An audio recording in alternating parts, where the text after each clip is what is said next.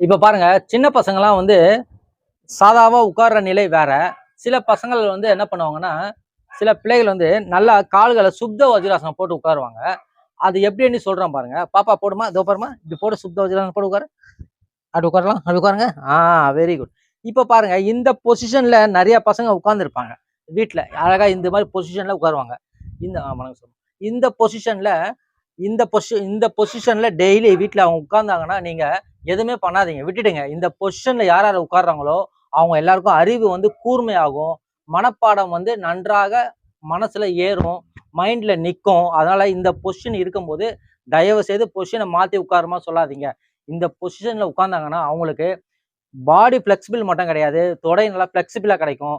ஆளு நல்லா இருப்பாங்க. அவங்களுக்கு அறிவு கூர்மையா வரும். அதுல மாற்றமே கிடையாது. மெமரி பவர் நல்லா இருக்கும். அதனால இந்த பொசிஷன்ல இருந்தாங்கன்னா, மாத்தி நல்லா உட்காருங்க சொல்லாதீங்க. இதுல அவங்க எவ்வளவு நேரம் உட்கார்றாங்களோ அப்படியே விட்டுடுங்க. இது ஒரு நல்ல ஆசனம். சுப்த வஜ்ராசனம். இந்த ஆசனத்த எவ்வளவு நேரம் உட்கார்ந்தாலும் நமக்கு அவங்களுக்கு ஃபியூச்சர் நல்லா இருக்கும். ஓகே. நன்றி. வணக்கம்.